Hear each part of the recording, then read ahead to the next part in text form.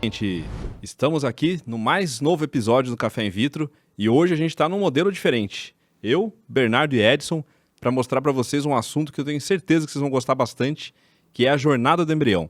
Mas antes da gente começar, vamos rodar a vinheta dos nossos patrocinadores. Para você que está acompanhando o Café in Vitro, eu tenho uma novidade. Você conhece o Fertilidela da Mãe Vitaminas? Fertilidela é um suplemento alimentar em cápsula com quase 30 nutrientes específicos para mulheres que têm um sonho de ser mãe. Fertilidela é uma fórmula exclusiva no Brasil, desenvolvida por especialistas em infertilidade. Quer saber mais? Acesse www.mãevitaminas.com.br. Falando então do quê? Acho que era legal a gente pegar desde o comecinho. A gente falar de como que forma o embrião, né? Não, mas peraí. Jornada do embrião? O que é isso? Não tem jornada do paciente? Tem, O paciente não é um ser humano? claro. O embrião também é um ser humano, não é? O ser humano não veio de um embrião? Então, acho que né? Faz sentido. Vamos falar, mas quem Beleza, veio primeiro, o ovo toda ou a lógica. galinha? Na verdade, o embrião. Então, Na verdade, o gameta veio primeiro, né? gameta, muito bem. Então é importante a gente falar primeiro O gameta é o ovo. dos gametas, não só o ovo. O espermatozoide também. Então a gente pode falar dos dois, né? Boa. Então, acho que a gente pode começar, Fernando, do começo, ou seja, quando que começa essa história do gameta, essa história da... Vamos começar com o gameta masculino ou o gameta feminino? Acho que um feminino, Quando né? eles entram para dentro do laboratório, é isso? Não, acho que a gente tem que começar o que afeta a qualidade dos gametas. Coisa bem rápida, assim. A gente fazer um resumão, porque a gente já tem nos outros episódios que a gente falou muito de qualidade de gameta, muito de qualidade de embrião, mas a gente aqui dá um resumão. O que afeta a qualidade do gameta para fora do laboratório? Boa. Importante, vocês dão uma procurada aí nos episódios anteriores. Tem mesmo, a gente tá falando de tudo. A gente teve uns 2 episódios de parte masculina, focado só nisso, de idade da mulher, de nutrição. Tem um monte de episódio falando disso. Então a gente vai fazer um resumão, aproveitando que a gente faz um resumo também pra gente encerrar essa temporada. E já fica esse resumo de parte de sêmen de óvulo já valendo aí pra gente falar dessa temporada toda. Então vamos lá, fala do óvulo primeiro. Acho que a principal coisa que influencia o óvulo, a gente não tem nem dúvida, é a idade da mulher. Eu falo isso sempre lá no meu consultório. Se a gente for pegar 10 fatores que influenciam a qualidade do óvulo. Idade da mulher, primeiro. Idade da mulher, segundo. Idade da mulher, terceiro. Quarto, quinto, sexto, sétimo, oitavo, nono. Aí depois vem endometriose, fator tubário, genética. Tudo aí você pode colocar como outras questões. Porque a idade é realmente muito importante. A gente sabe, passou ali de 35 anos para mais, 40, então para frente fica mais difícil. Tanto o número quanto a qualidade dos óvulos vai caindo muito rápido. Então esse é o principal fator. Se a gente não tem um óvulo tão bom, vai impactar. O embrião também não vai ser legal. Mas a gente pode colocar fatores externos, que a gente conversou bastante aí. Qualidade de vida, nutrição, se a pessoa não se alimenta bem, se não dorme bem, se a mulher fuma, se ela tem alguma doença crônica que pode atrapalhar, alguma doença autoimune, bebida alcoólica, Obesidade. A endometriose. gente está relembrando todos os episódios. Pode pegar, vai na ordem, é um por um. Se vocês quiserem saber bastante sobre cada assunto que a gente está falando aqui, assistam os episódios, porque lá Mas tem episódios separados só sobre isso. Vale a pena a gente dar uma pincelada nos pontos principais. Então é isso que o Fernando falou da idade. Eu gosto sempre de trazer um dado que é científico, mas que é para as mulheres, que é muito marcante. A mulher, a partir dos 35 anos de idade, a qualidade dos óvulos, né, a taxa de perda de qualidade dos óvulos dela é de 0,5% ao mês, né? Ela vai perdendo isso. Ou seja, dos 35 aos 40 anos dá 5 anos, então 0,5% ao mês, isso dá 6% ao ano, ou seja, 30% cai a qualidade dela. Isso é muito significativo, né? Dos 35 aos 40 anos cai, aumenta, né, em 30% a chance de aneuploidias, né, dessa mulher. Então, esse é um qualidade dos principais, genética que isso, se diz, qualidade, né? Exatamente. E também isso que o Fernando falou. Então, isso somado, então vai diminuindo reserva ovariana, muitas vezes vai piorando realmente a qualidade dos óvulos, mas aumenta a taxa de aneuploidias da mulher cerca de 0,5% ao mês. Então esse é um fator muito significativo, uma das principais causas, né, de infertilidade, são realmente, por isso que aumenta a taxa de abortamento nas mulheres com um aumento com o avançar da idade, né? A principal causa são as aneuploidias. Mas nem tudo está perdido, justamente porque Depende muito da qualidade de vida dessas pacientes, depende muito de como essa paciente levou a vida dela. Então, a gente fala que idade biológica é diferente de idade cronológica. Claro. A gente sabe que o decréscimo genético é muito grande a partir dos 35. Ele acelera a partir dos 35. E não é só o decréscimo genético. Também o decréscimo hormonal, também o decréscimo de células-tronco, também o decréscimo de produção de colágeno, de produção de hormônio, energia, Mitocôndria do óvulo. mitocôndria, né? Então, assim, a gente sabe disso.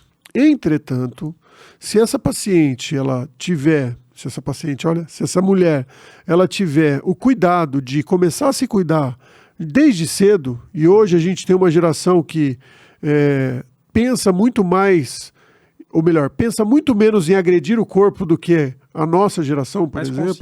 Mais consciente. Eu acho que, sim, vão existir bastante casos de pacientes, mulheres engravidando com 45, 50 anos, naturalmente, embora a gente saiba que é um risco para a mulher, por conta dessa qualidade desse decréscimo genético, ela engravidar nessa idade. Qual que é o risco dessa paciente engravidar, Fernando, nessa idade? Muitos. A gente sabe que gestação após os 35 já é considerada uma gestação de alto risco. Após os 40, mais ainda. Agora, após os 50, nem se fala. Então, o que a gente tem de risco se a pessoa engravidar, seja natural, seja por fertilização in vitro? Pressão alta na gestação, diabetes gestacional, parto prematuro. A gente chama de distócias também, que é a apresentação do bebê na hora de nascer, ele não está certinho de cabecinha para baixo. Então, pode ter alguma dificuldade no parto normal. Enfim, passou de uma certa idade, os riscos aumentam. A medicina está aí, a tecnologia está aí para ajudar, mas os riscos existem. E a gente sabe, a chance de gravidez natural depois dos 40 é pequena, vai diminuindo muito. Ah, mas a minha avó, não sei quem conheceu, mas a vizinha da minha tia, que tem uma prima que é amiga não sei de quem, que engravidou com 50. Tem, gente, claro que tem. Vai ter, mas é bem raro e é bem pouco comum a gente encontrar casos assim. Exatamente. Principalmente se for natural, é bem mais raro ainda. Né? Mas aí, falando isso que você falou, Edson, é bem interessante. Quando a gente pensa nessa consciência, estilo de vida, a gente teve recentemente, agora no mês de julho, o Congresso Europeu, e um dos temas relevantes ali do Congresso são trabalhos que têm crescido cada vez mais publicações, artigos científicos, mostrando a relação e o prejuízo da obesidade, né, nos tratamentos de fertilização in vitro. Né? E eu acho que quando a gente fala da jornada do embrião, vale a pena a gente introduzir isso, como que isso impacta lá no laboratório. Né? A gente tem uma relação, e aí você entende muito dessa parte de epigenética, metabolômica. Uhum. Né? Então, e os trabalhos vêm mostrando isso mesmo, que muitas vezes as pacientes obesas têm um pior prognóstico nas chances de gestação de bebês nascidos, né? Eu acho que é algo que vale a pena a gente enfatizar, né? Ainda falando da qualidade do óvulo. Só pegar esse gancho, que aí você já emenda na pergunta do Bernardo. Então, a gente falou aqui, sucintamente, tudo que atrapalha a qualidade do óvulo no decorrer da idade, no decorrer do tempo. Mas e como é que chega, então, esse óvulo lá no laboratório? O que vocês, embriologistas, identificam de anormalidade nesse óvulo? Alguma característica que só de bater o olho vocês já sabem que esse óvulo não é tão bom que nem um óvulo de uma mulher bem mais jovem ou mais saudável? O que a gente percebe, principalmente quando a gente olha para o óvulo, assim, o óvulo ele não diz muita coisa para a gente quando a gente olha no laboratório. Tem óvulos que enganam. Por quê? Porque tem pacientes, por exemplo, pacientes obesas, que a gente sabe que essa paciente é uma paciente que tem uma inflamação crônica, né? Porque a obesidade ela causa inflamação, e essa inflamação crônica aumenta o estresse oxidativo, ou seja, aumenta radicais livres dentro dela, e obviamente dentro do ambiente folicular, ou onde que é a casinha do óvulo, né? E esse óvulo vai sofrer com isso. Então você vai ter mais fragmentação de DNA do óvulo, que pouca gente fala disso, justamente porque a gente não consegue medir a fragmentação de DNA do óvulo. A gente mede a do espermatozoide. O óvulo, como é raro, né? O óvulo tem 1, tem 2, tem 5, e a gente não vai pegar um óvulo, estragar esse óvulo para saber se esse DNA está fragmentado ou não. O espermatozoide a gente tem milhões, então a gente consegue pegar uma parte desse volume e medir isso, né? Então é muito mais simples. Então, como a gente não fala disso, mas a gente também tem fragmentação de DNA do óvulo. E essa fragmentação de DNA tem um impacto fundamental, principalmente nas primeiras clivagens do embrião após o 3º dia. Por que após o 3º dia? Porque o embrião, o óvulo, ele é responsável pelas primeiras divisões do embrião. Ou seja, o embrião ele começa com uma célula, depois ele vira 2 células, isso chama primeira clivagem. Aí depois ele vai para 4, segunda clivagem, 8, terceira clivagem e assim por diante. A partir da 3ª clivagem, ou seja, a partir de 8 células, ele ativa o genoma dele. O que é ativar o genoma dele? Ele pega o DNA do pai, pega o DNA da mãe, que se juntaram e formaram o DNA do embrião, ele começa a ler esse DNA do embrião. É exatamente isso. E a partir do 3º dia, ele muda o metabolismo dele. Essa quebra do DNA do óvulo faz ele mudar o metabolismo de um jeito pior. E aí você vai ter uma baixa incidência de blastocisto, uma baixa taxa de blastocisto e, por consequência, uma baixa taxa de gestação. Então, o óvulo ele passa por um processo, além de passar por todo o processo do laboratório, esse óvulo que está dentro dessa paciente que está mais inflamada, obesidade, endometriose, síndrome do ovário policístico, doenças que afetam a qualidade do óvulo, ou pacientes com idade avançada, né? Esse óvulo ele é responsável por toda a clivagem até chegar a blastocisto praticamente. Então é fundamental a gente conscientizar o paciente disso, né? Mas tem algumas coisas que vocês conseguem ver, né? Apesar Sim. de não ser, por exemplo, zona pelúcida, se ele está Aí é problemas. fragmentado. Sim. O óvulo escuro, por exemplo, muitas vezes ele tem relação com pacientes mais de idade mais avançada. O óvulo que tem o corpúsculo polar fragmentado, que a gente chama, que é uma estrutura que fica em cima do óvulo, que o óvulo espelha um pouco do DNA para fora, vamos dizer assim, uma parte do DNA dele para fora, que não vai usar, mostra que esse óvulo está pós-maduro, que a gente chama, ou seja, ele passou do ponto. Quando você tem retração do citoplasma do óvulo, mostra também que esse óvulo também está pós-maduro, ou seja, quer dizer que ele retraiu o citoplasma dele justamente porque ele já passou pelo momento, no entender do óvulo, ele estava passando pelo momento da fertilização. Porque para dividir ele tem que retrair o citoplasma e dividir em 2 células. Então ele já começa a retrair. Então tudo isso faz com que a gente tenha uma noção. Entretanto, nem sempre um óvulo sem alteração é um óvulo bom. Esse é o ponto. O ponto não é quando você acha um defeito, o ponto é quando você não acha um defeito. Fica um defeito escondido. Exatamente, né? Ou seja, quando você tem evidência, beleza. Entretanto, a ausência de evidência não é evidência de ausência. Ou seja, quando o óvulo... Profundo isso. É coisa de Profundo. pesquisador. Quando o óvulo não demonstra nenhuma alteração, vamos dizer assim, morfológica, não quer dizer que vá formar um embrião maravilhoso. Ótimo. Vamos falar do sêmen, então, rapidinho, daí a gente já entra também no dia 0 do embrião no laboratório. Exatamente. Bom, não é muito diferente do que é na mulher, com relação à qualidade dos espermatozoides. Mas eu acho que tem uma diferença grande pro lado bom e pro lado ruim. A diferença grande é que a mulher não produz óvulos novos. Ela nasce com todos os óvulos que ela vai ter até acabar, até entrar na menopausa. Até onde a ciência sabe. Neurônio a gente achava isso também, depois descobriu que não é bem assim. O óvulo, por enquanto, ninguém provou o contrário.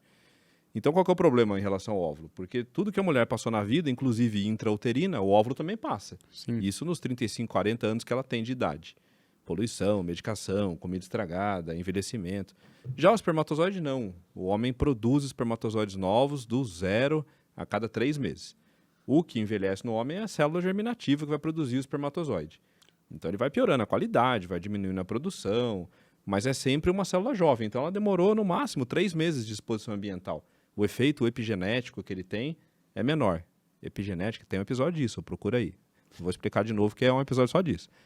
Então, o espermatozoide vai sofrer a mesma coisa que o óvulo sofre se o homem não se cuidar. Se ele é obeso, esquenta a coxa, aí aumenta a fragmentação de DNA, enferruja, né, Edson? Tem o famoso saco enferrujado. Saco enferrujado. Esse foi um dos cortes mais assistidos da história do Instagram mundial. Mundial não, mas... Exagero, né? Mas de repente, né? Se o pessoal for conferir, vai aumentar o engajamento. É isso aí. Então... Confere lá. Então, os fatores externos interferem também no espermatozoide bastante. Se o homem fuma, piora a motilidade, fragmenta mais o DNA também. Se ele tem uso grande de bebida alcoólica ou de qualquer tipo de droga lícita e ilícita, e por aí vai. Ou seja, também chega para a gente lá no laboratório o espermatozoide com alguns problemas. E aí são duas salinhas diferentes que conectam com o laboratório de fertilização in vitro. Tem a sala onde está sendo feita a coleta do óvulo, e aí os óvulos vão num tubinho junto com o meio de cultura ou junto com o líquido folicular para dentro do laboratório, enquanto o parceiro colheu o sêmen em outra sala.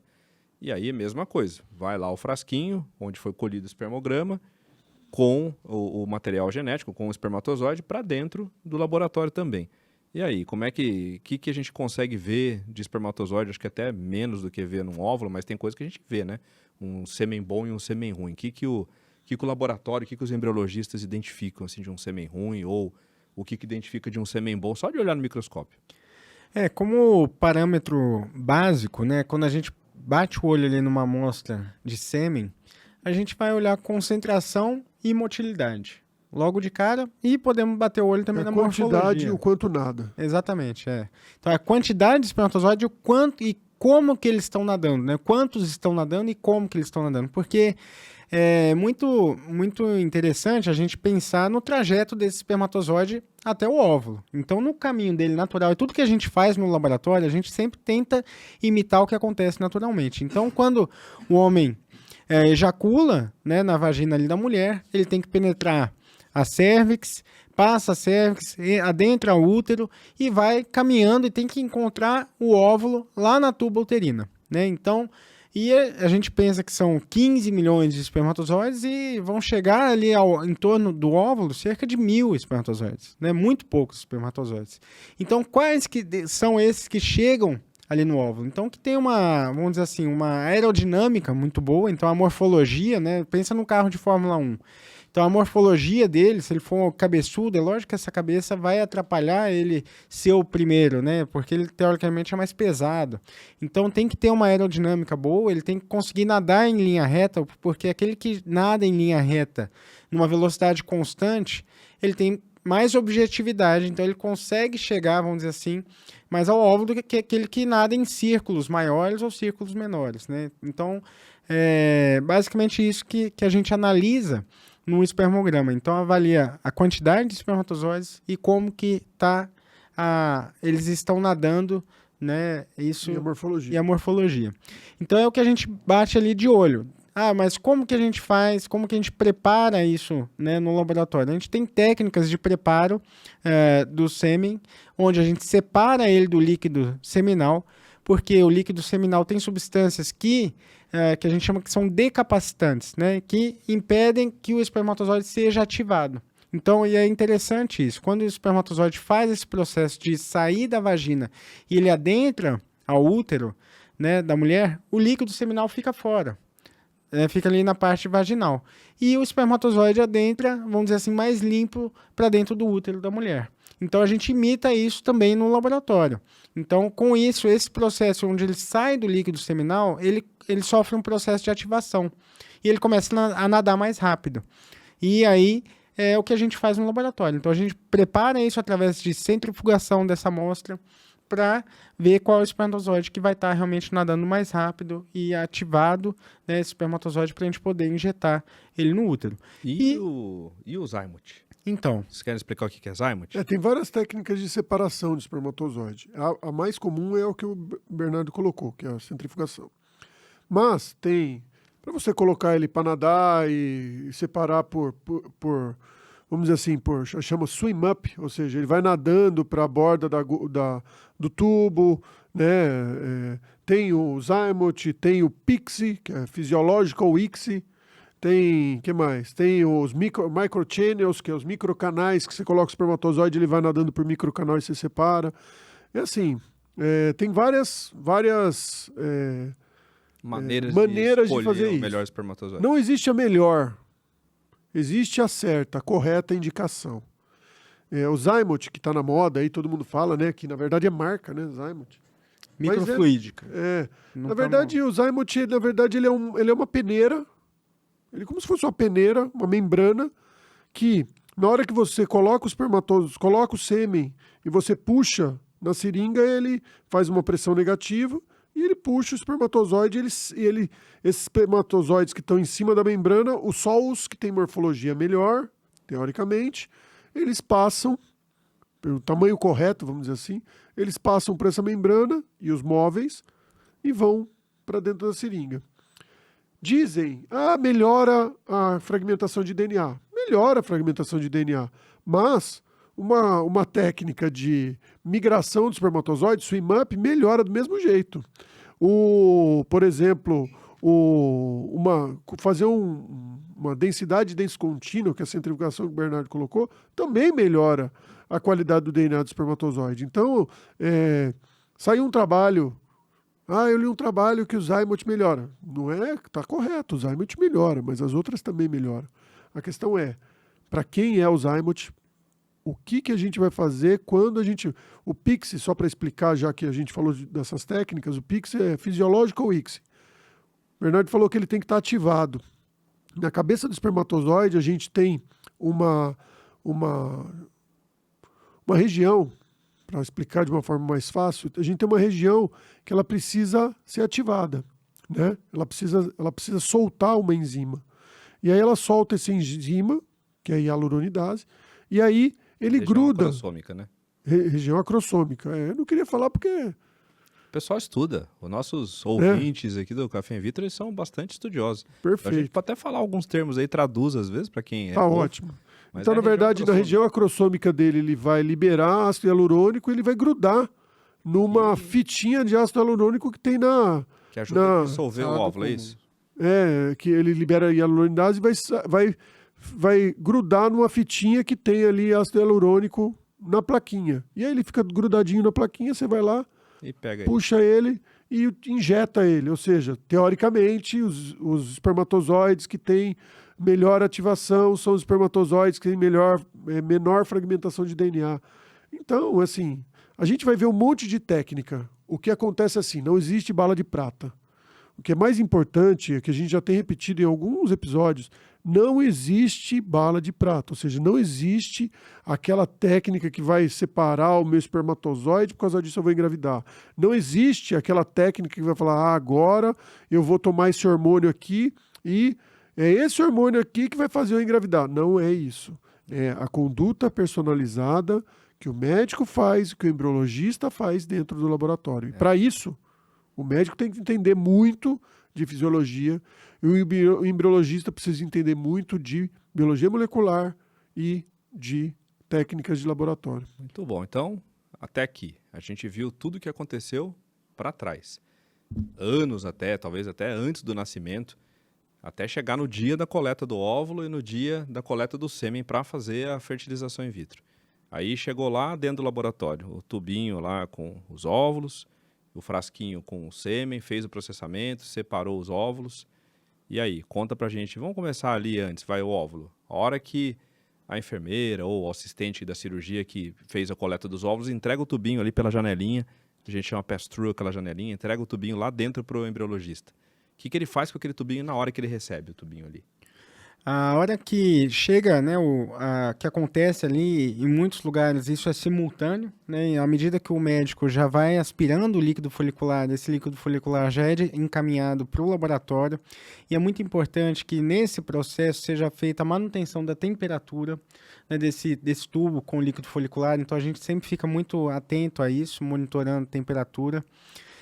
Vindo o líquido folicular no laboratório, o embriologista já está posicionado frente a uma lupa, que a gente vai fazer a separação dos óvulos desse líquido folicular. Então a gente vira aquele tubinho ali numa placa de Petri que a gente tem, onde está em cima de uma mesa aquecida, e a gente vai separando esses ovos, vai olhando nessa lupa, opa, achei o óvulo aqui. Separo eles e vou colocando eles numa outra plaquinha onde tem um meio de cultivo que vai dando a nutrição, o suporte ali nutricional para a manutenção desses óvulos. Né? E aí, à medida que a gente vai separando, analisando todos os líquidos foliculares, né, ali, os tubos, acabando ali a aspiração, e aí a gente pode, e aí depende do protocolo, né, de cada embriologista. Tem embriologista que faz, muitas vezes, já uma denudação prévia, ou seja, e é interessante a gente imaginar esse óvulo, né, muitas vezes para quem está nos assistindo, quem está nos ouvindo, é difícil imaginar isso, mas eu queria que vocês imaginassem um ovo.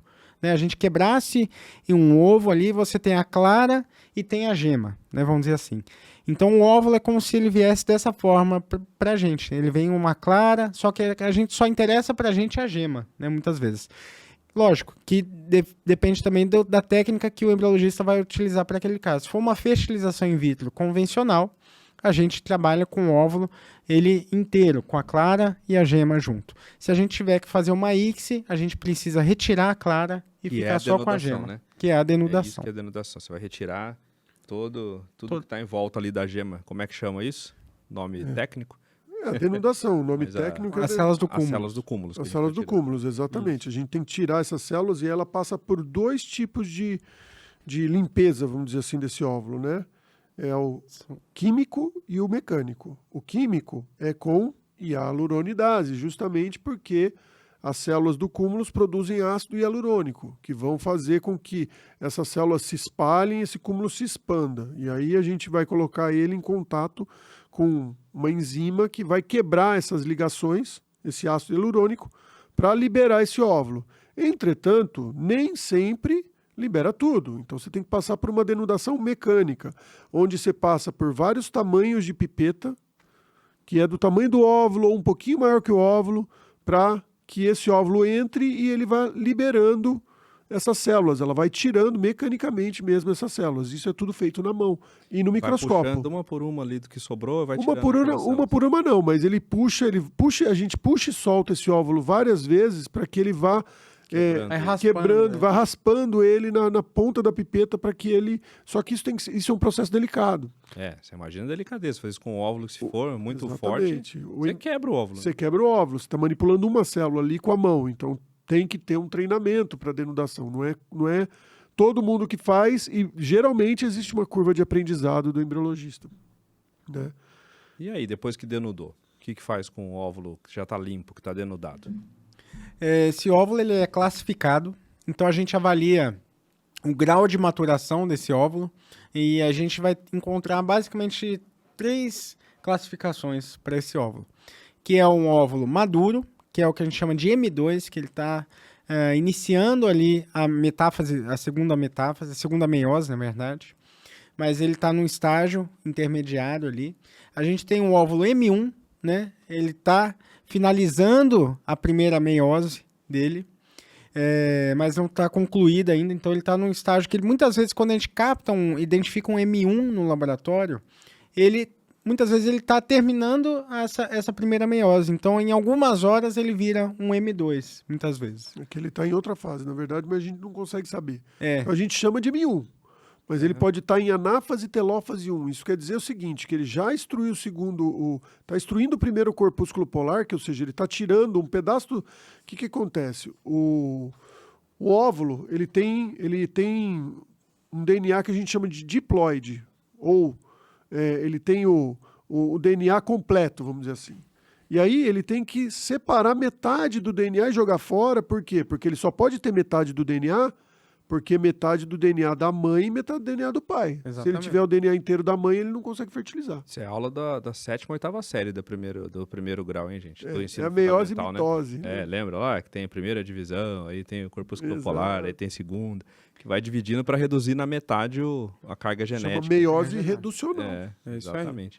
E o último tipo de classificação que a gente tem é um óvulo que a gente considera imaturo mesmo, né, que é um óvulo que a gente chama de VG, que tem uma vesícula germinativa, que é P1, que está no estágio de prófase. Esse estágio, muitas vezes, é aquele estágio que ele está quiescente lá no ovário da mulher ainda, ou seja, ele muito veio... inicial, né? É muito inicial, né? Então ele é difícil da gente trabalhar com ele. Alguns casos, olha, quando a gente só tem isso para trabalhar, a gente tenta fazer uma maturação ali no laboratório, deixa ele vai demorar 24, às vezes 48 horas para maturar, muitas vezes lá no laboratório, mas é um óvulo que ele não dá bons resultados. No final, A chance é baixa. a chance é muito baixa, então a gente vai trabalhar com ele quando a gente não tem alternativa. Se a gente teve 5 óvulos, os 5 vieram imaturos. Aí a gente não tem alternativa. A paciente veio com 5 óvulos e veio com 4 maduros e 1 imaturo. A gente injeta os 4. Então, E esse imaturo não tem o porquê injetar, porque a chance dele vai ser praticamente zero. É zero. Né? São relatos de caso mesmo. São raros casos, eu tenho casos desses, você tem também. casos também, que a gente já deu 5 certo, mil chegou casos blastocista, da doença. exatamente. Mas tem que ser raridade, né? raridade. Então, resumindo, o óvulo pode ser de 3 tipos em relação à maturidade. O M2, que é o que a gente usa mesmo. Isso. O M1, que pode até estar bem perto de virar um M2, então às vezes ele vira, Chega de 20%, 30% dos M1 eles fertilizam. fertiliza e acaba até... Aí você Virando descobriu que ele embrião. era um M2 no fim, né? Aham. E o GV, ou P1, ou VG, VG, depende de como você chama.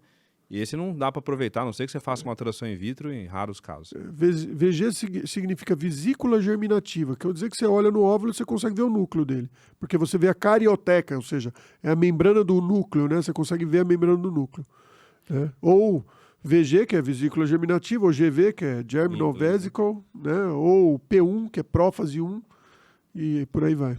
Joia. E aí? Então classificou o óvulo, o que acontece depois? Aí vem a ICSI, né? Vem aí, que é isso aí. E aí eu acho que só vou fazer um parênteses aqui, a gente discutir por que tem laboratórios, né, que fazem a fertilização in vitro convencional, ou quando que estaria indicada essa fertilização in vitro convencional, e a ICSI, né? Então, hoje no Brasil, boa parte, acho que a maioria dos laboratórios tendenciaram a utilizar a ICSI de Só ICSI, rotina, né? só a ICSI de rotina, mas a fertilização in vitro convencional tem seu espaço também, né? Sim, sim. A fertilização in vitro clássica é assim, ela é limitada, por um lado, mas por outro lado, ela tem uma taxa de implantação maior, tá? Taxa de bebê em casa maior, taxa de ongoing pregnancy, ou seja, a gestação depois de 3 meses maior. A gente não sabe ainda, tem um grupo de pesquisadores que fala que é porque é melhor mesmo, que seleciona naturalmente o espermatozoide. Tem um outro grupo de pesquisadores que fala, não, é porque o casal tem mais potencial, por isso que implanta mais. Mas essa discussão vai ficar para o resto da vida, vai ficar eternamente. O que a gente tem que saber é o seguinte, a fertilização in vitro clássica, que a gente chama, ou seja, essa fertilização in vitro que você coloca o espermatozoide em contato com o óvulo e espera fertilizar, não injeta ele dentro, né? Ela tem critérios que têm que ser seguidos e esses critérios têm que ser rígidos, justamente porque você pode ter falhas de fertilização. Então ela é limitada. Primeiro, o homem tem que ter no mínimo 15 a 20 milhões, pelo menos, de espermatozoides, né? Ele tem que ter um volume acima de 0,5 ml, né? Ele tem que ter 15 a 20 milhões de concentração, né? Ele tem que ter uma morfologia acima de 4%, que a gente chama, ou seja, ele tem que ter uma morfologia dita normal. Então são muito poucos casais que vão ter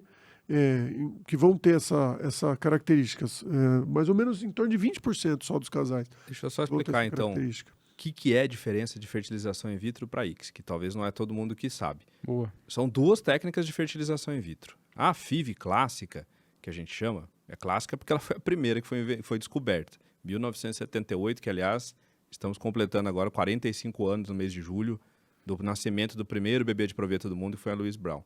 Então a fertilização in vitro clássica foi feita na Louise Brown, para ela poder ser gerada lá em laboratório. E o que é? É simples, é só aproximar o óvulo dos espermatozoides. Aí o melhor espermatozoide entra sozinho, que é isso que o Edson falou. O melhor consegue perfurar o óvulo, entra sozinho e fertiliza. E tem indicações, daí a questão laboratorial, e tem indicações médicas também, clínicas. Normalmente você faz fertilização in vitro clássica quando tem um problema de obstrução nas tubas uterinas.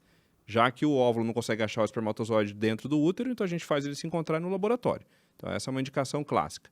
O que é o ICSI, então? É uma sigla em inglês, que é a Intracytoplasmic Sperm Injection. Então o que significa, no fim das contas, em português? Injeção intracitoplasmática de espermatozoides. O nome é grande, mas é fácil. É pegar o melhor espermatozoide, colocar ele numa agulhinha, aí fura o óvulo, injeta ele lá dentro. Essa é a imagem que aparece na maioria dos programas que a gente vê na televisão. É melhor na visão do embriologista. Né? É, o embriologista ele enxerga bem também, né? Então, acaba sendo a indicação clínica diferente da fertilização in vitro clássica. Qual que é a indicação clínica do médico para ele falar que esse caso tem que ser ICSI? É quando tem fator masculino grave, ou seja, quando a qualidade dos espermatozoides é muito baixa e ele não conseguiria entrar sozinho no óvulo. Depois foram descobertas outras indicações, endometriose, idade da mulher avançada, tem laboratórios que fazem de rotina para todo mundo, número de ócitos, enfim. Mas o clássico que eu estou falando é isso. A FIV clássica é para fator tubário. O ICSI é para fator masculino. Resumidamente, essa é a situação. Exatamente. Que você escolhe um ou outro. Foi criado para isso. Quando o Palermo injetou o primeiro em 92, né, em 1992, foi criado para isso. Né? Então, e aí falando da fertilização in vitro clássica, a limitação é essa. A ICSI já tem uma outra limitação. Como o Fernando falou, o embriologista pega o melhor espermatozoide, na visão dele, nem sempre é o melhor espermatozoide. E como o fator é masculino, principalmente, né, aí complica um pouquinho mais a situação. Por quê? Porque você não consegue analisar a morfologia de forma detalhada. Você olha a morfologia geral ali e pega um espermatozoide com a morfologia geral. Então, muitas vezes, você coloca espermatozoides lá com pequenos defeitos que podem também influenciar, né, no resultado de fertilização, no resultado de desenvolvimento embrionário. Vamos apimentar esse negócio aqui? Vamos. Eu posso começar a pimentinha, então? Então vai. A primeira polêmica que aconteceu foi lá em 92, quando o Palermo fez a primeiro ICSI. Porque começou aquela discussão. O óvulo, ele faz uma seleção natural do melhor espermatozoide. Então a natureza está agindo por conta própria e a gente não vai interferir nesse processo. Já o ICSI, quem está escolhendo é um humano, é uma pessoa. O embriologista escolhe o espermatozoide. Então a gente tirou o poder da natureza de fazer a seleção natural, destruiu todo o processo divino que Charles Darwin descreveu e agora tem um humano escolhendo o melhor espermatozoide. Isso vai dar problema. 92, a gente está em 2023, então foi 2002, 2012, 20 e tantos anos. 35 anos. Por isso que eu sou médico, não sei fazer contas, senão eu era engenheiro. Enfim, 8 mais 23, de 92 até aqui, né? Anos. 31 anos. 31 anos aí desde a primeira ICSI. E isso não se provou na prática. A porcentagem de casos com malformação, com defeitos genéticos, é praticamente a mesma, a não ser algumas doenças bastante raras, que até tem uma questão epigenética aí, discute também se isso é um problema da técnica de ICSI, que não deveria ter sido feita, ou se é um problema do óvulo e do espermatozoide, que é por isso até que o casal tinha infertilidade. É uma discussão outra, que não tem fim também. Ou se é o problema do cultivo fora do útero. Ou se é o problema do cultivo, epigenético, enfim. Então essa é a primeira pimentona, né? Nem pimentinha. E aí eu vou rebater isso, que estão olhando só para o Palermo, né? Só para a seleção dos espermatozoides, mas nessa época falaram da superestimulação ovariana, porque esse processo de seleção a gente já quebra quando a gente faz o hiperestímulo ovariano, né? A gente estimula o ovário ali. Controlado dos ovários. Exatamente. Onde a gente está recrutando e coletando óvulos que não seriam ovulados. E que você faz isso na fertilização in vitro clássica também. Na clássica também, exatamente. Então, ali é só um complemento daquilo que a gente já vem fazendo. Então, a reprodução assistida, ela, num todo, ela já quebra esse processo, a barreira da seleção natural. Né? Mas, na verdade, o homem é um animal, né? Dentro do reino animal. A gente é mamífero. E aí, quando a gente pega o exemplo dos mamíferos, principalmente animais de produção, onde o ciclo é mais curto, bovinos, equinos, a gente não tem o problema da estimulação controlada dos ovários. A gente não tem esse problema. Hoje não se faz estimulação controlada dos ovários em bovino. Mas, ou melhor, se faz para se fazer transferência de embrião, que é só pegar, faz a estimulação, insemina a vaca, faz ela ovular, insemina a vaca e depois colhe os embriões. Faz uma lavagem do útero e colhe esses embriões para colocar em diferentes receptoras, para pegar a genética daquele animal. Mas em fertilização in vitro não se faz mais. Entretanto, antigamente a gente tinha o LOS, que a gente chama, que é Large Offspring Syndrome. O que isso quer dizer? Quer dizer que os bezerros nasciam muito grandes. E aí a gente tinha no processo da fertilização in vitro, tanto da maturação do óvulo, porque a gente pega o óvulo imaturo em bovino e leva até metáfase 2, e depois faz o cultivo do embrião, a gente tinha uma suplementação do meio de cultura, ou seja, o ambiente onde ele estava hiperestimulava ele. E aí ele ficava muito grande na hora de nascer. Isso já foi corrigindo os meios de cultura. Em humano, eu acho que os meios de cultura evoluíram muito, porque quando a gente começou, né, Bernardo? Era assim, não tinha meio de cultura que conseguia levar até o 5º dia. A porcentagem de embriões que chegavam até o 5º dia era muito baixa. Tanto que até hoje tem muitos embriologistas que têm receio de levar justamente porque eles aprenderam dessa forma. E, obviamente, com toda razão eles têm receio de levar, né? Porque não chegava mesmo. Porque não chegava mesmo. Era praticamente um milagre o negócio chegar até o 5º dia, ou o 6º dia, então, vixe Maria, nem se fala.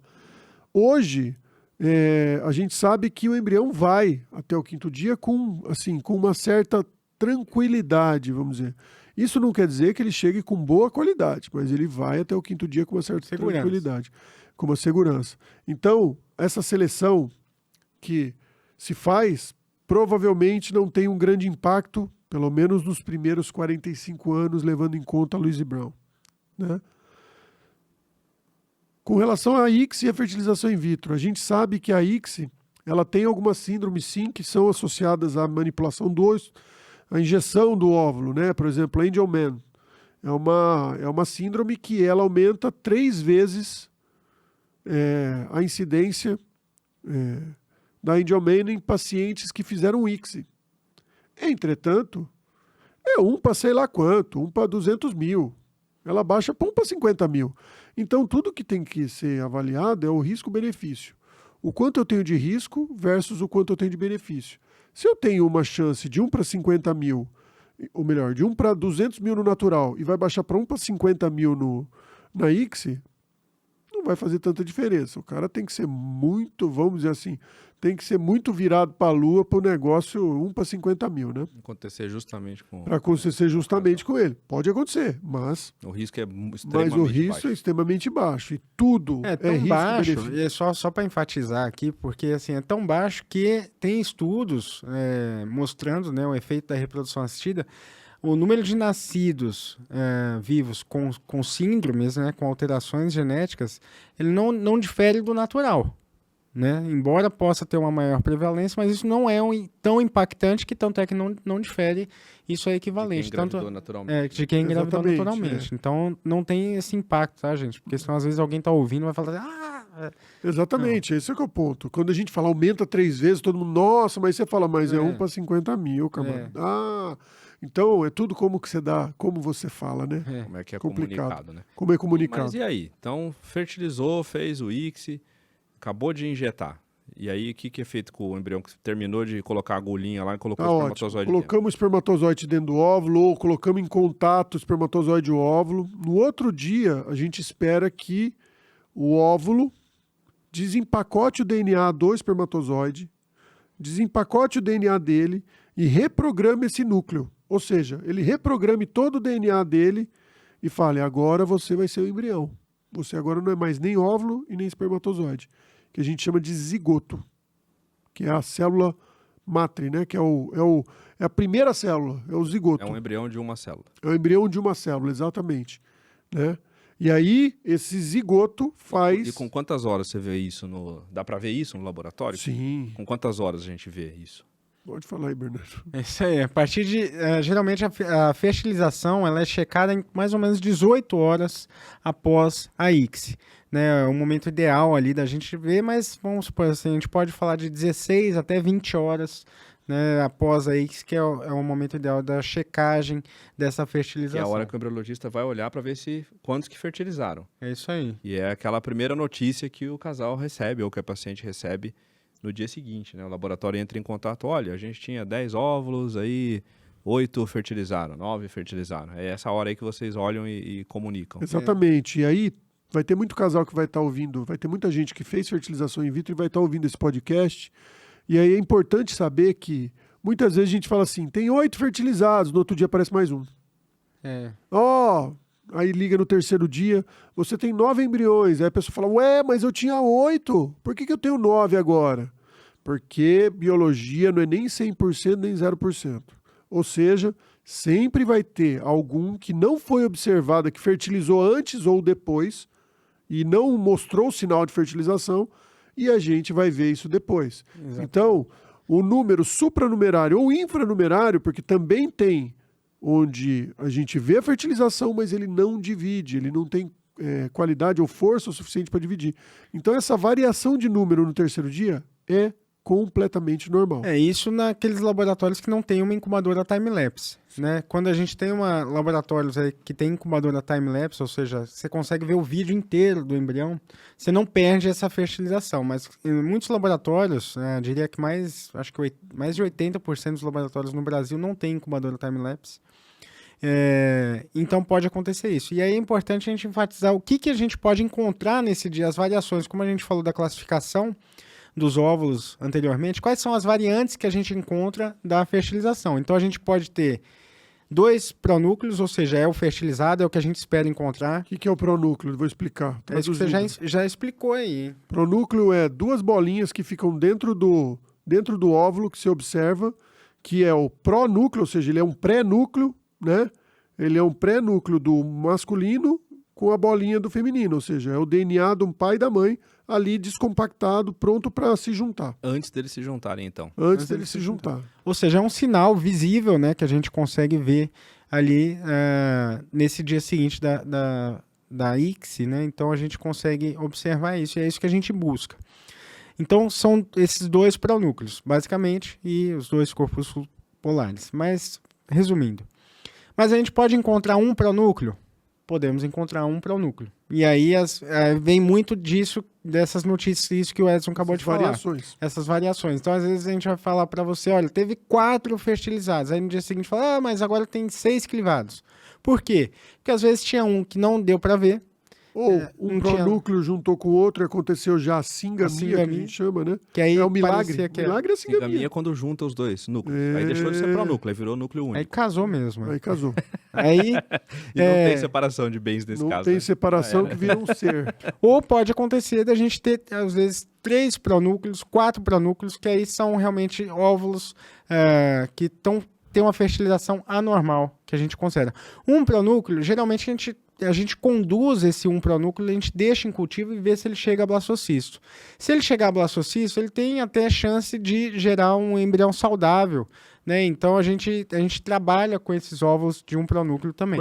Mas então, o que é importante colocar isso, eu achei interessante você falar essa morfologia, justamente porque muitos embriologistas, eles olham quando tem muitos pronúcleos e jogam fora esse embrião. Porque eles descartam porque isso provavelmente em 90% das vezes pode estar alterado. Pode estar alterado. Só que tem 10% ali. Ou menos. Que não está. A gente está publicando agora no Congresso Brasileiro justamente uma análise de caso onde a gente tinha vários pronúcleos e um relato de caso, né? Vários pronúcleos com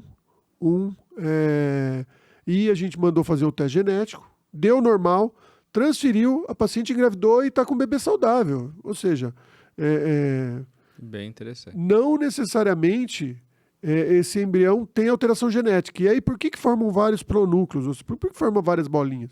Porque muitas vezes o DNA do óvulo ele está mais espalhado na célula. A gente chama de placa metafisária, ou seja, e na hora de dividir esse DNA, as enzimas do óvulo, do óvulo, né? Elas são enzimas, são proteínas que elas são inteligentes até certo ponto. Elas são soldadinhos que vão efetuar o que elas têm programado para fazer. Então não interessa se o DNA está aqui, está lá, está juntinho, e aí ela monta vários pronúcleos. Ela junta de novo os pedacinhos. Ela junta os pedacinhos, só que esses pedacinhos viram vários nucleuzinhos assim, onde depois vai acontecer a singamia. Então existe essa hipótese, essa possibilidade, né, de acontecer. É mais raro, acontece com a menor incidência, mas pode acontecer sim de juntar. Então é importante, agora para os embriologistas que estão assistindo, é importante separar esses embriões e acompanhar o desenvolvimento deles e fazer o teste genético principalmente se essa paciente só tem esse embrião. Nesse caso, a paciente só tinha esse embrião. Isso é bem legal, porque foi uma coisa que as incubadoras time-lapse trouxeram de conhecimento. A gente vê coisas que a gente não via antes numa incubadora convencional, que no time-lapse mostra, e é justamente essa discussão. Antes a gente tirava de cultivo e jogava fora. Agora a gente deixa até o final para ver. Exatamente. Virou um blastocisto bom, que a gente chama top quality, a gente biopsia para ter certeza. Isso. E pode até ser viável, né? Mas antes, a gente vai chegar já no final da história. Então tá bom, aí viu, fertilizou, não fertilizou, tem pronúcleo a mais, a menos.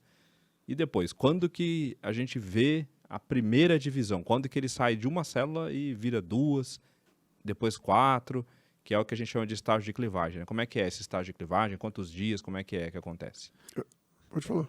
Muitas vezes a clivagem ela pode ocorrer ali a partir de 26 horas. Até antigamente essa era uma classificação, era um critério que a gente utilizava de checagem, se ele já tinha uma primeira clivagem a partir de 26 horas. Depois, tem gente agora com a time-lapse que ainda usa isso como um critério, pode ser utilizado, mas depois caiu por uso porque verificou-se que não era saudável essa análise em detrimento de você tirar ele do ambiente que ele estava na incubadora. Isso poderia, na verdade, causar um prejuízo para ele. Mas essa primeira clivagem, então, já acontece ali algumas horas depois que ele vai estar com 2 células.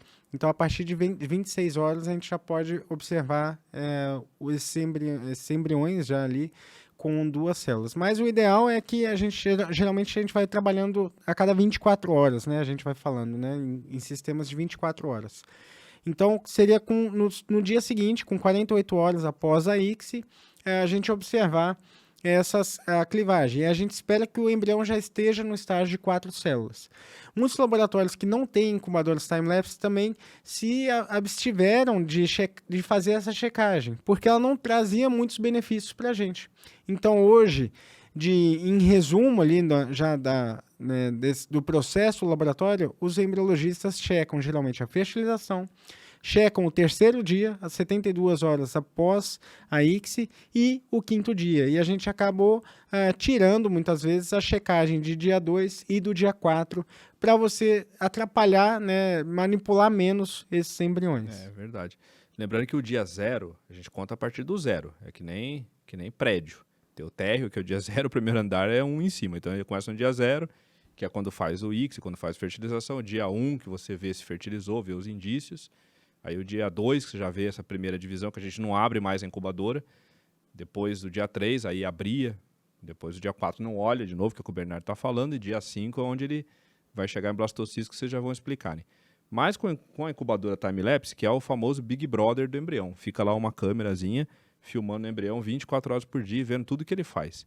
E depois acelera esse filminho e a gente consegue ver essas imagens nesse tempo acelerado, consegue ver essas alterações nossas divisões acontecendo de uma maneira mais didática. Você não vai ficar esperando 5 dias assistindo 5 dias. Tira uma foto a cada 10 minutos e depois as fotos formam e acelera para fazer um videozinho, né? Forma um filminho. Então essa que é o princípio.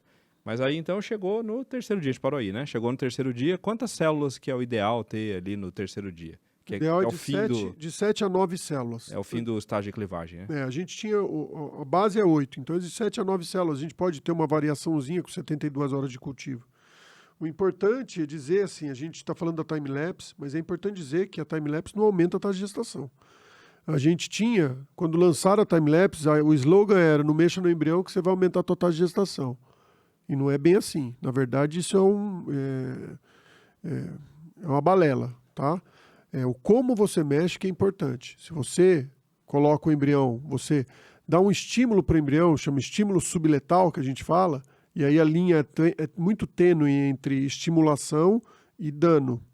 Então, prefere-se não mexer no embrião, mas isso não quer dizer que os embriões de laboratórios que não têm time-lapse têm baixa ou têm menor taxa de gestação. Não. A time-lapse não aumenta a taxa de gestação, gente. Deixar bem claro aqui, porque quem está ouvindo pode achar que não, porque eu vou agora fazer time-lapse. Doutor, você tem time-lapse? Não aumenta a taxa de gestação. É muito mais importante a pessoa que está atrás da time-lapse ou a pessoa que está atrás da incubadora, que é a pecinha ali, o embriologista, do que a incubadora em si. justamente por causa desse estímulo subletal, né? A gente falou aqui no episódio, há um tempo atrás, sobre biópsia do útero. E a gente falou, a gente não sabe se implanta mais porque eu estimulei o útero na hora de biopsiar o útero ou porque realmente ela fez o exame e o exame estava correto ou estava errado, né? Sim. Então é mais ou menos isso, tá? É bem legal isso, porque a tecnologia ela ajuda muito, a tecnologia veio para resolver uma série de questões, inclusive a fertilização in vitro, quando foi descoberta, é um avanço tecnológico fantástico, mas a gente tem que ter crítica, tem que ter bom senso.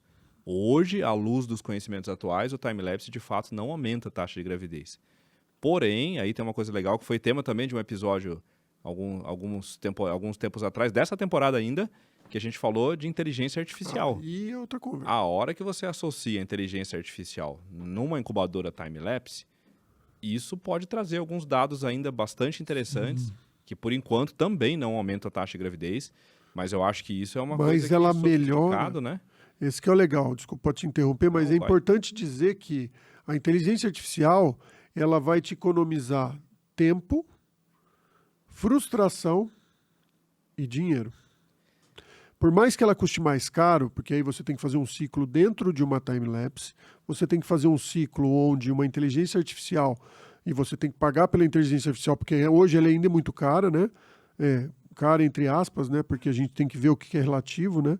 Mas você consegue melhorar a escolha do teu embrião. O seu acesso ao embrião é muito melhor na time-lapse e aí você consegue melhorar essa escolha. Melhorando a escolha do embrião, você adianta a sua primeira gestação, que a gente chama de gravidez cumulativa, né? Inclusive, Taxa cumulativa, desculpa. nós temos um trabalho publicado com um tipo de inteligência artificial, que é a Chloe, que mostra dados bastante promissores e inclusive alguns que a gente pode usar hoje em dia já dá para ser feito.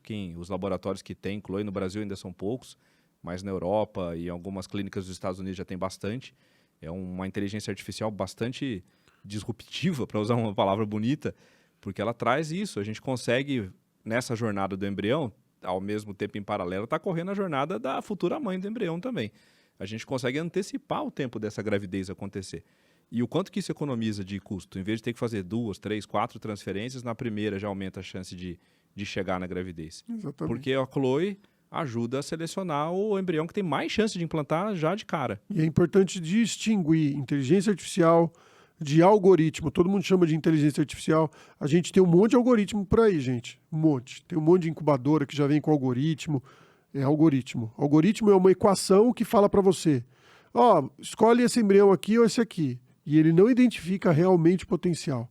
Agora, a inteligência artificial, ela analisa todo o processo e, além disso, a experiência do paciente que está utilizando a inteligência artificial é totalmente diferente da experiência de um paciente que não está utilizando essa inteligência artificial. Então, é assim, além dos algoritmos, que não é um só, além dos algoritmos, a inteligência artificial ela proporciona uma explicação do porquê você está com o embrião bom, ou está com o embrião ruim, ou está com aquela série de embriões bons ou ruins, e qual chance você tem baseado no ranqueamento dos embriões mesmo. E a inteligência artificial, porque também é o algoritmo que ele tem a capacidade de ser adaptado à sua realidade. Exatamente, chama Deep Learning, o nome bonito, né? Que é o Porque aprendizado de o algoritmo, às vezes que funciona para mim, talvez não funcione para você no seu laboratório. Agora, a inteligência artificial é exatamente a capacidade de adaptar a usabilidade desse algoritmo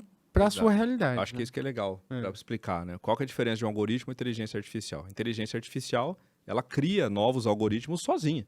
O algoritmo, ele foi criado por um humano, ele está lá, ele é estático.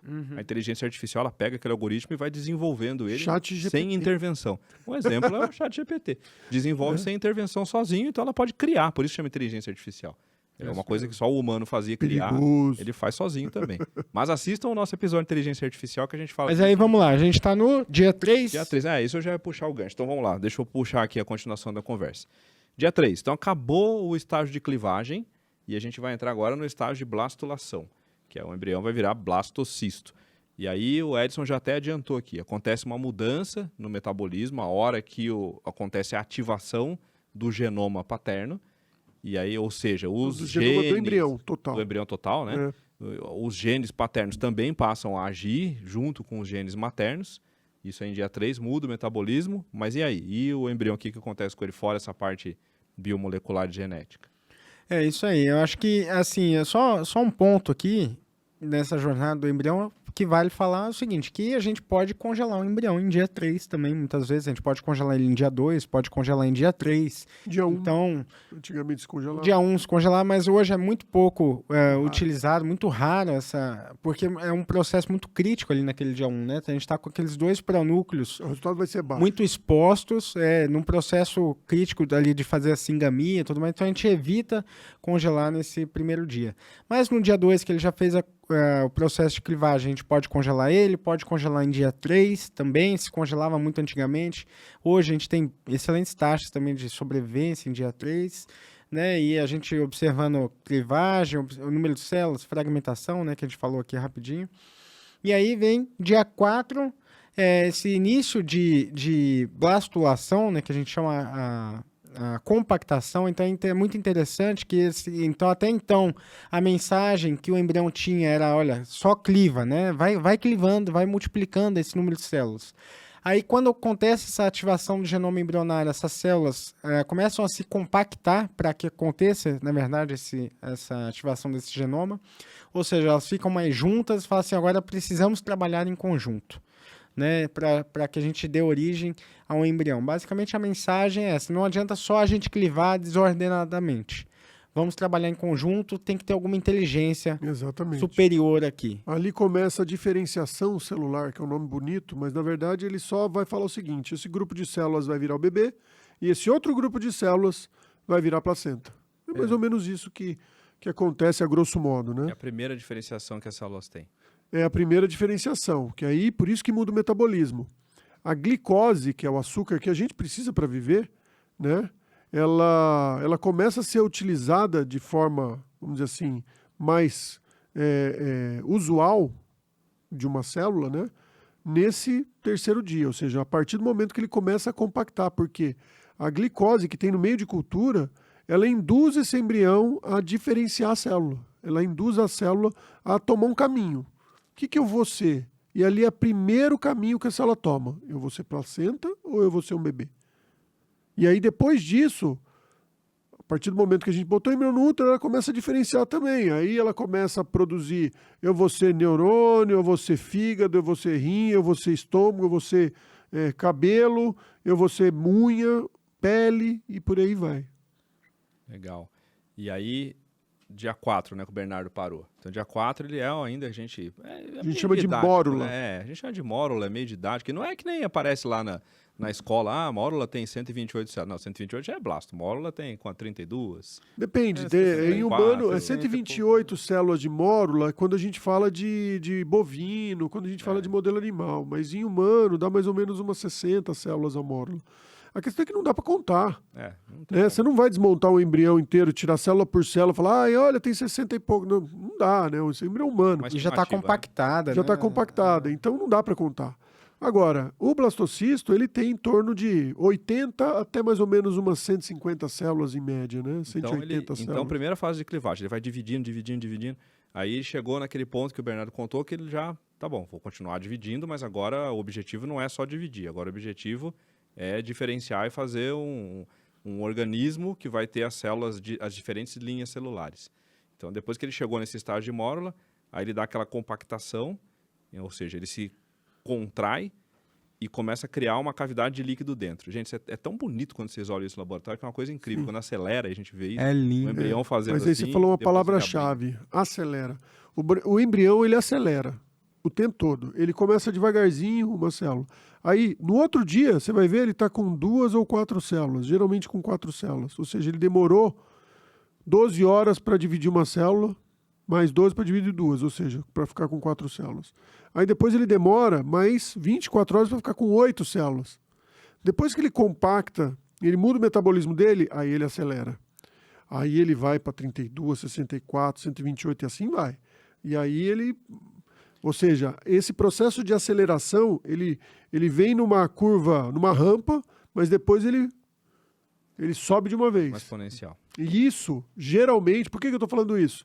Porque isso, geralmente, aumenta o risco de células alteradas. E aí, a gente chama o embrião de mosaico. Ou seja, o que é um mosaico? É um embrião que tem células com número de cromossomos normais e células com número de cromossomos anormais, alterados. E aí a gente pode aproveitar e falar também que foi o segundo, não, na verdade foi o primeiro. Foi o primeiro stories do Instagram mais acessado no universo, que foi sobre a idade do embrião. Lembra que você explicou a idade do embrião? Lembro, É nessa hora que o lembro. urologista classifica. Mas explica você. Quer explicar agora a idade do embrião? Classificação do blastocisto? Classificação do blastocisto, que o Edson colocou didaticamente como a idade do embrião, que é o número, né? De 1 a 6 é a idade do embrião. Vai lá. É isso aí. Não sei se vou ter a mesma didática do professor Edson aqui, mas vou me esforçar. Vou me esforçar. Mas assim, basicamente é o seguinte, chegamos no 5º dia, a gente já está falando de um embrião aí com mais de 100 células, com certeza, e a gente pode encontrar ele em vários estágios, né? Então, como a gente estava falando assim, cada um no seu tempo, e só uma curiosidade, Fernando, do dia 4, que a mulher, o embrião feminino, desde que ele está na fase embrionária, ele demora mais para se arrumar. Você sabia disso? Você sabia disso? Ele fica mais tempo, exatamente, ele fica mais tempo em estágio de mórula do que o masculino. O masculino ele passa por um estágio de blastocisto mais rápido, geralmente, do que o feminino. É o que os estudos mostram, né? E é curioso isso. Mas a gente chega ali no estágio de blastocisto, mas isso só é perceptível se for numa time-lapse, tá? Algumas questões assim, de horas, a gente não é uma coisa muito longa, né? Mas é uma das coisas que a time-lapse trouxe aí pra gente. Mas chegando ali em estágio de blastocisto, a gente vai ter alguns graus de expansão que a gente fala. Tamanho desse blastocisto, e isso se relaciona com o número de células. Então a gente tem grau 1, que ele está pequenininho ainda, tá fechadinho, mas ele já tem células diferenciadas. Então a gente consegue perceber já que tem uma massa celular interna, né, e já tem células do trofectoderma.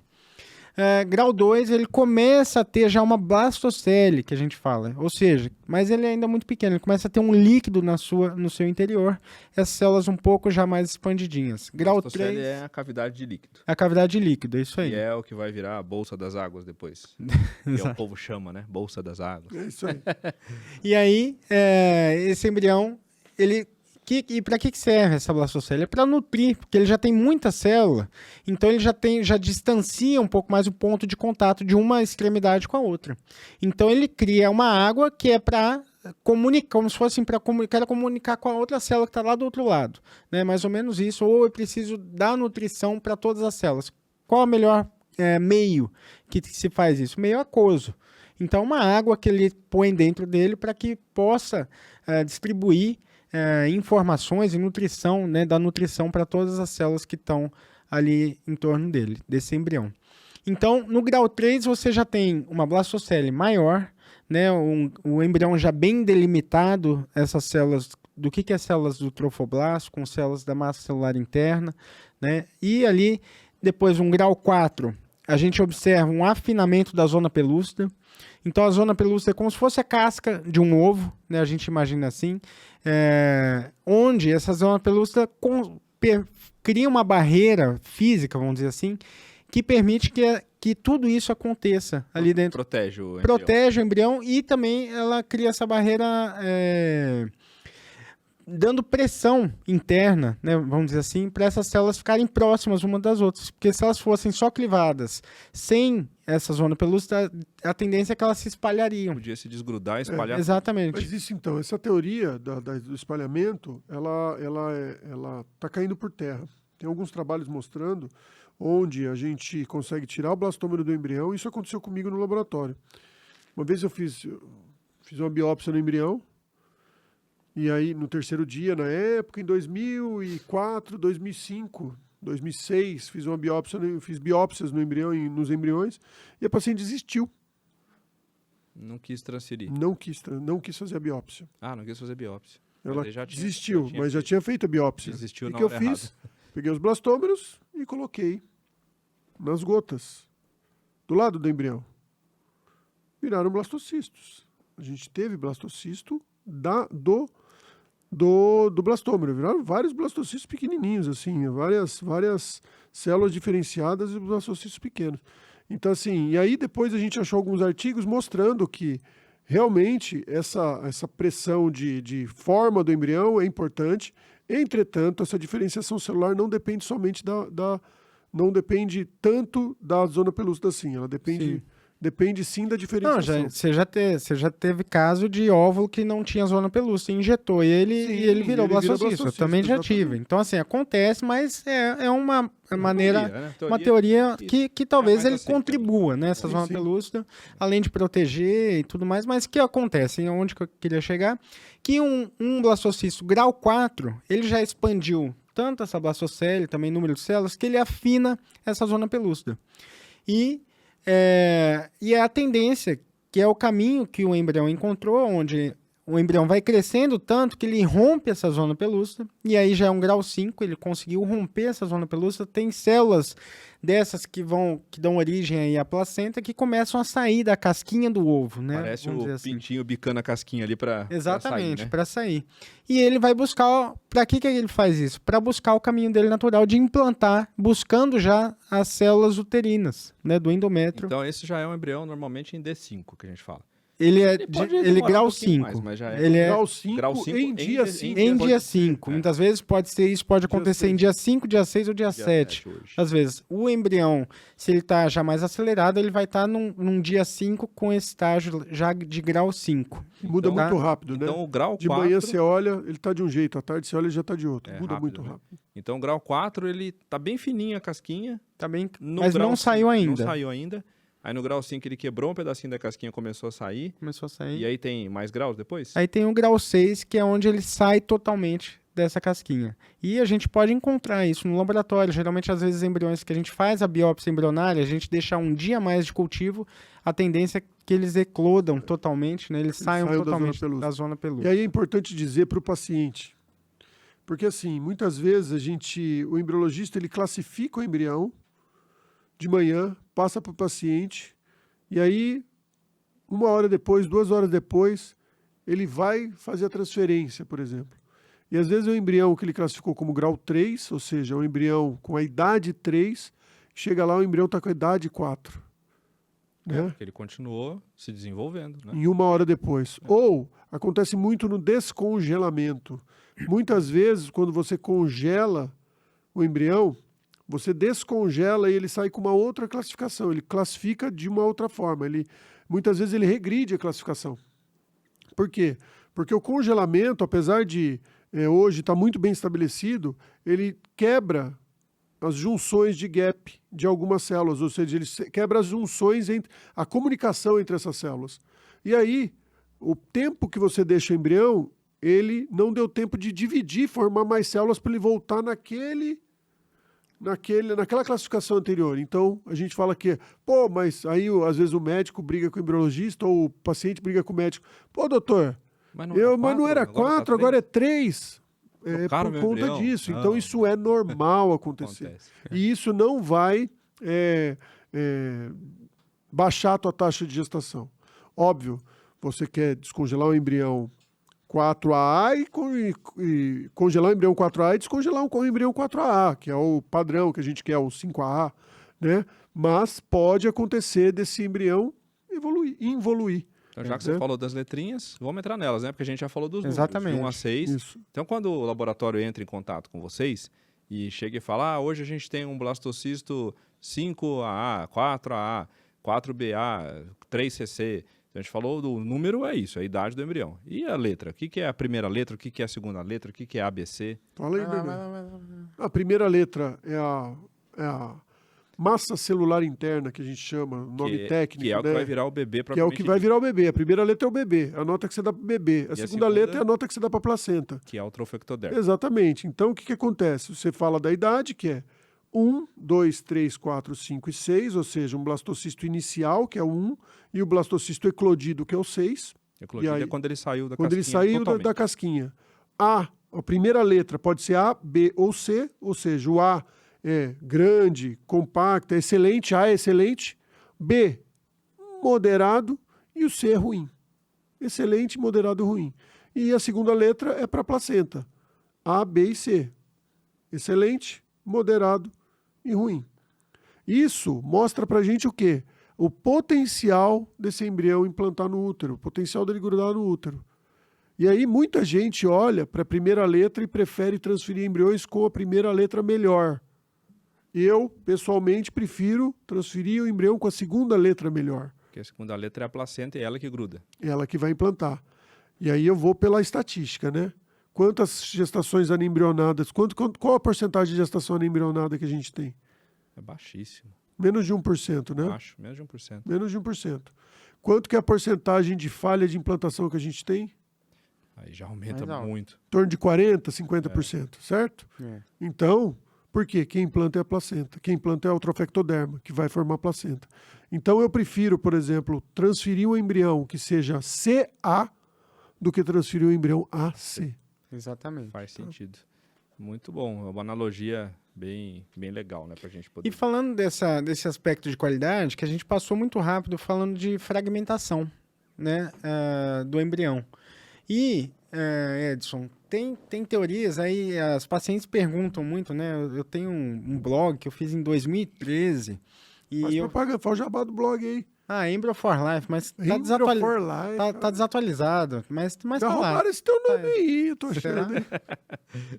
Mas é o seguinte, eu fiz isso aí em 2013 e fiz uma postagem. A postagem que eu tive mais acesso lá na época desse blog, que eu recebo mensagem até hoje lá, é sobre morfologia embrionária, né? Essa classificação, isso que a gente estava falando aqui. E aí as pacientes mandam, a dúvida frequente das pacientes é assim, mas eu tenho um embrião 8B de dia 3, ou tem um blastocisto 3AB, mas qual que é a chance desse embrião? Eu tenho chance de engravidar? Eu não tenho chance de engravidar?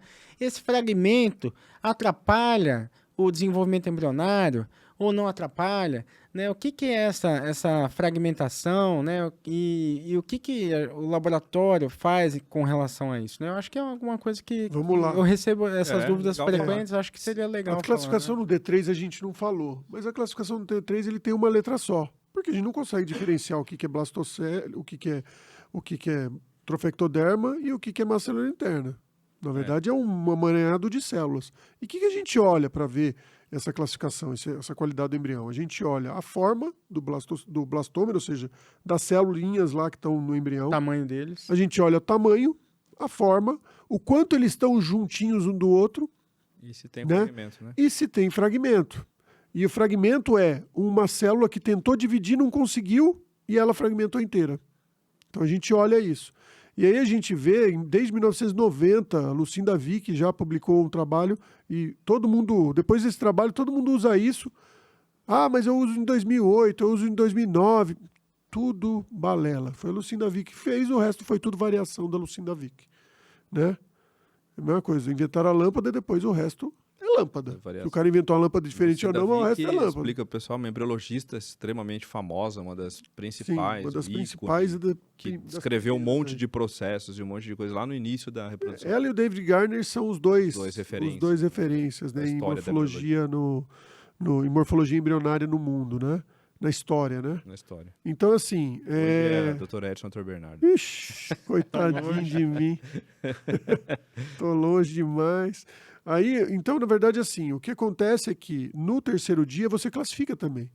E aí você fala eu falei de 7 a 9 células, mas é de 7 a 9 células grau A, ou grau 1, ou grau 2, 3, 4, ou A, B, C, ou 4, 3, 2, 1.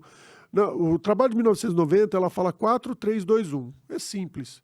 4 é excelente, 2 é bom, 3 é regular e 1 é ruim.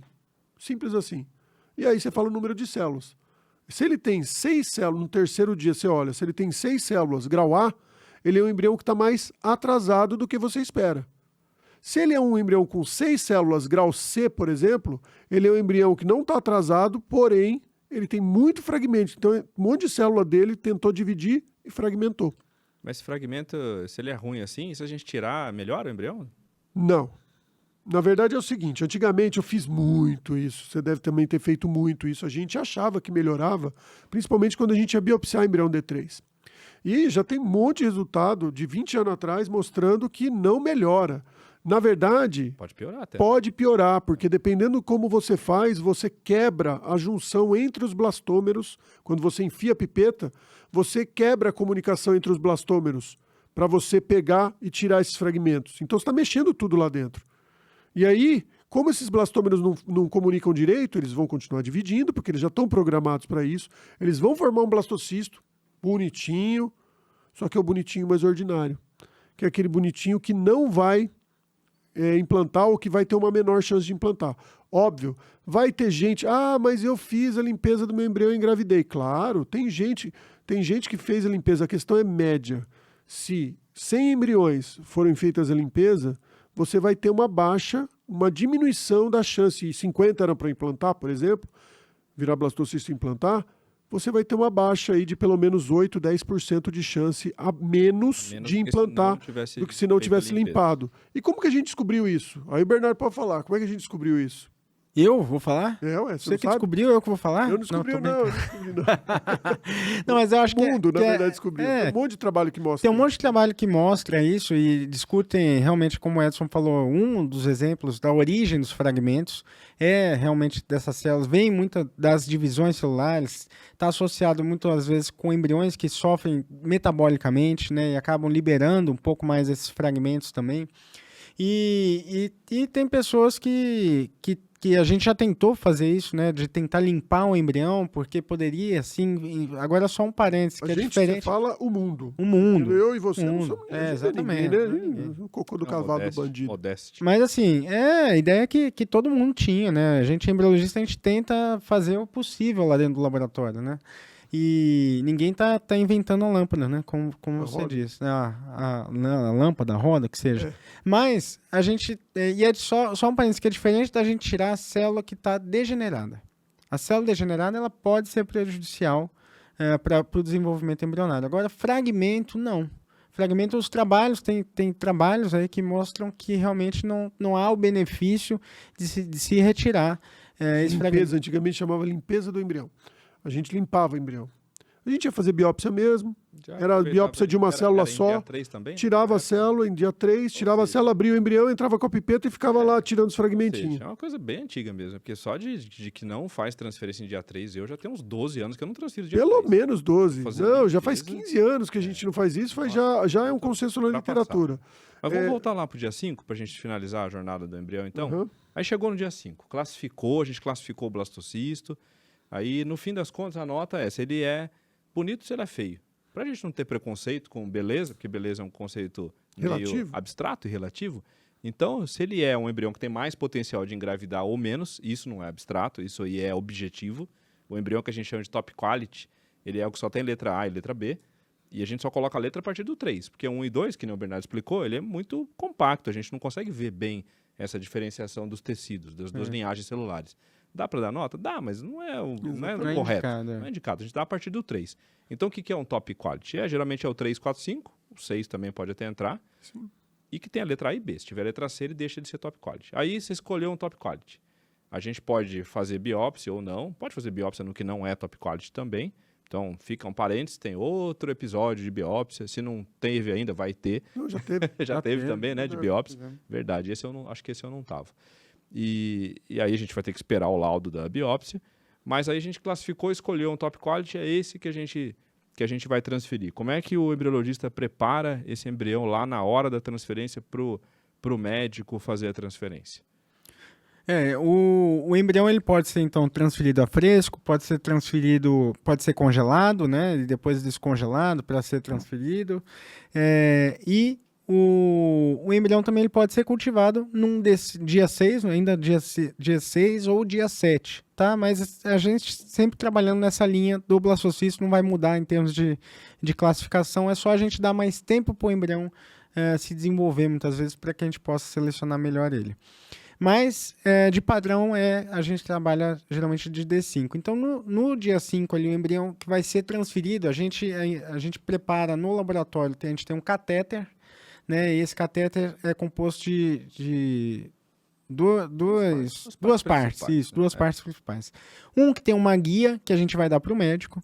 O médico vai introduzir essa guia lá na cérvix da mulher, conseguiu passar a guia, essa guia vai dar o caminho para o catéter que a gente vai carregar ele, o embrião, dentro desse outro catéter. Então, esse catéter, ele tem uma pontinha que ela é bem molinha assim, e a gente prepara esse embrião, né? Põe numa placa lá numa lupa, a gente separa o embrião que vai ser transferido, lá coloca ele na placa e através da lupa a gente consegue carregar ele para dentro do catéter, né, com o auxílio de uma seringa. Então a gente suga ali e o embrião entra para dentro do catéter. E muda a piscininha dele também, né? Ele tava numa piscininha lá na incubadora de cultivo e aí troca, põe ele numa outra piscininha. Exatamente. Meio de transferência. Piscininha, amor, piscininha.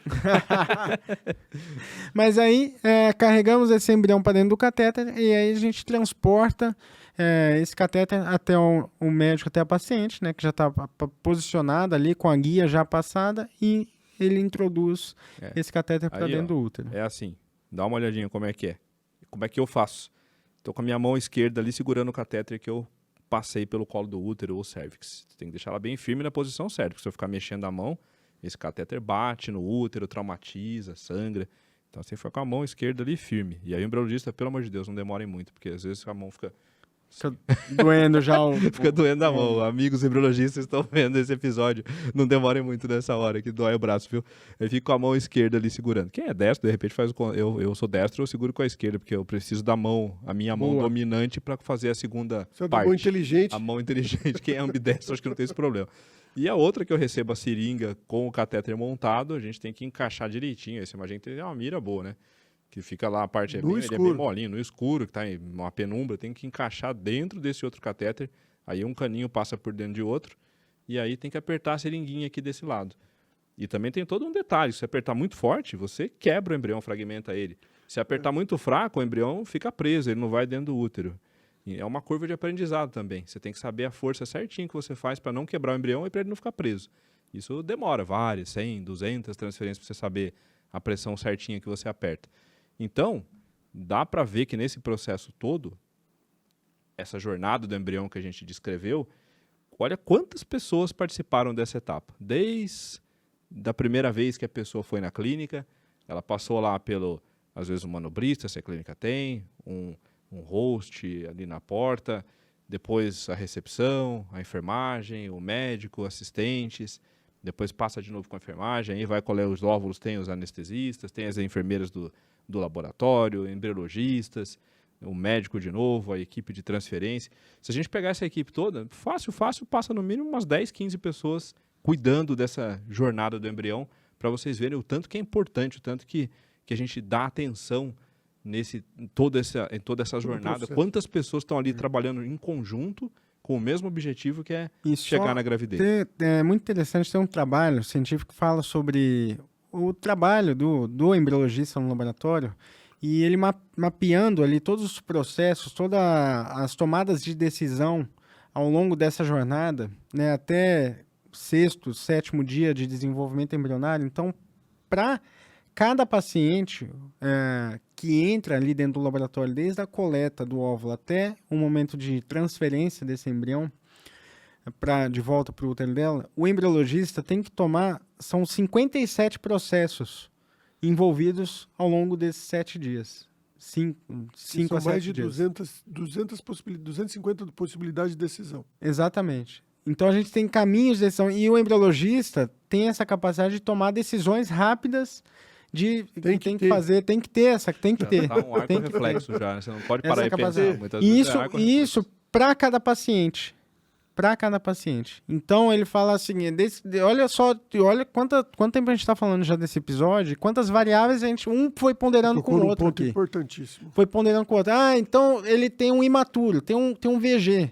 Eu vou decidir levar para maturação ou não? É essa decisão do embriologista no laboratório. Isso tocou num ponto fundamental. Experiência é um farol que ilumina para trás. Não adianta. Quanto mais frase maravilhosa, como diria Caetano Veloso, é lindo. Quanto mais experiência tem a equipe de embriologia, quanto mais experiência tem o médico, mais resultado, mais chance de engravidar tem. Não tem o que fazer. Tem que ter quilometragem. Não tem o que fazer, tem que ter quilometragem, né? Então, assim, quando vocês forem escolher o laboratório, quando vocês forem escolher o médico, escolham. Obviamente, tem muitos médicos bons que não têm tanta experiência, mas que tem tutores que têm experiência. Então é importante entender que o médico nunca ele é sozinho. O médico ele sempre ou tem uma equipe ou faz parte de uma equipe. De uma equipe O grande. médico sozinho, ele não faz verão. Igual, né, a andorinha, né? O médico sozinho não faz verão. E o embriologista é a mesma coisa. Não adianta você achar que, esse aqui é o embriologista...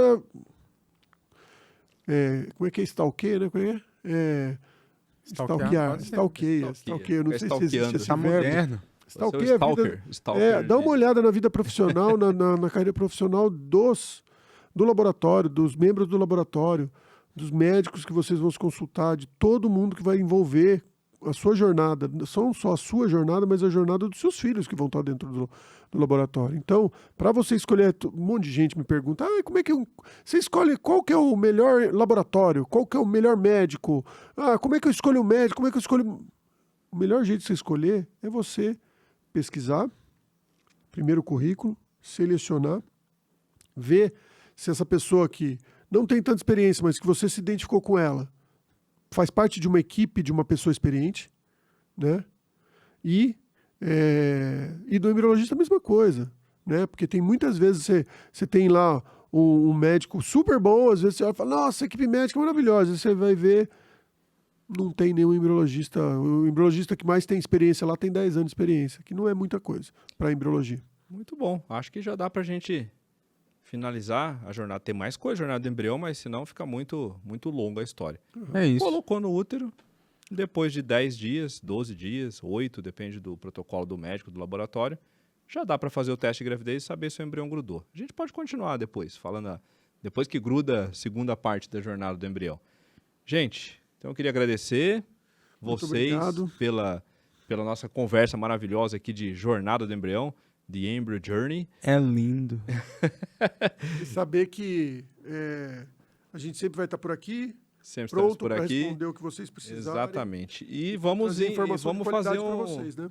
E vamos fazer o encerramento dessa segunda temporada, dizendo que nós vamos continuar sempre trazendo conhecimento de qualidade, de nível técnico, para ajudar vocês na tomada das decisões, de como escolher o melhor laboratório, o melhor médico. Isso o melhor é relativo ao que você entende como melhor.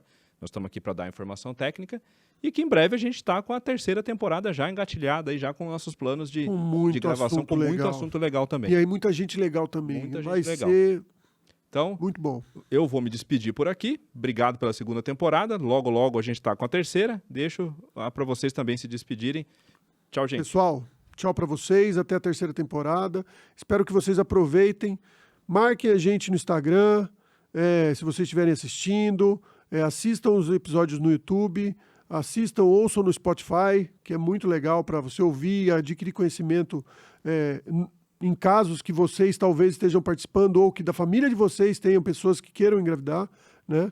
Então, nosso @Café in Vitro, sigam o nosso @Café in Vitro, entrem no nosso canal, registrem no nosso canal, dê o joinha pra gente, que isso ajuda muito o canal. Isso aí, deixa seu like, curte, compartilha, comenta, manda lá suas dúvidas. A gente tá sempre conectado aí com vocês. Um prazer a gente estar junto aqui mais uma vez. Agradeço sua audiência, sua paciência e até a próxima temporada a gente tá junto. Valeu, pessoal. Tchau, gente. Tchau, pessoal. Até a próxima.